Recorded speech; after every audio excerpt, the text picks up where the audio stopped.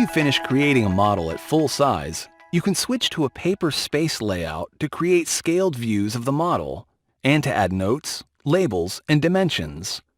You can also specify different line types and line widths for display in paper space.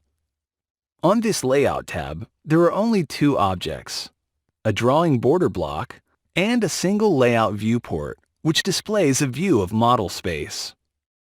There are 4 different methods in AutoCAD that are used to scale views, notes, labels, and dimensions.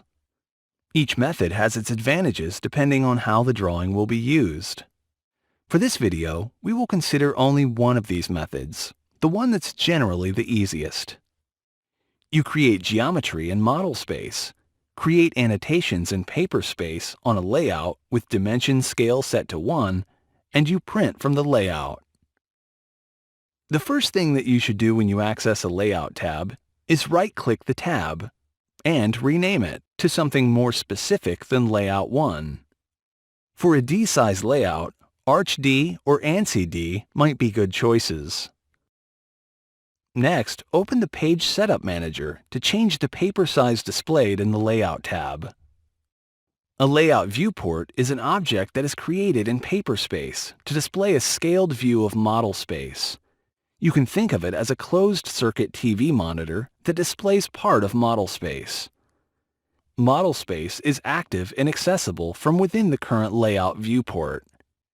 In a layout, when model space is active, you can pan and zoom, and anything else you could do on the Model tab. You can switch between paper space and model space by double-clicking inside or outside the layout viewport. Here are the steps to follow if you use this method. Number 1. Click the Layout tab. If you started the drawing with your own custom drawing template file, several tasks might already have been completed. The layout might already be set to D size, and the title block might already have been inserted in the layout. Number 2.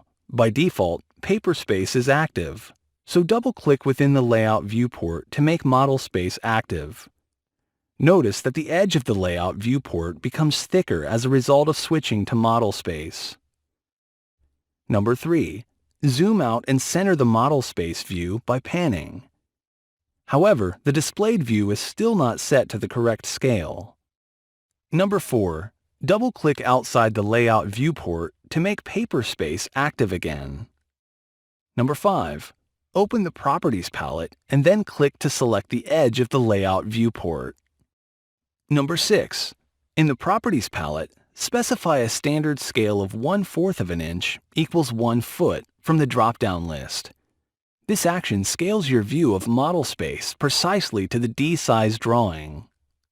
You also set the Display Locked property from No to Yes. This prevents any unintentional display changes to the view. Number 7. Move the layout viewport as needed and adjust its edges using grips. Number 8. Create notes, labels, and dimensions directly in paper space. They automatically appear at the correct size. Number 9. Turn off the layer on which you created the layout viewport object. This hides the edges of the layout viewport as shown below. Number 10. Print the drawing to paper or as a DWF or PDF file.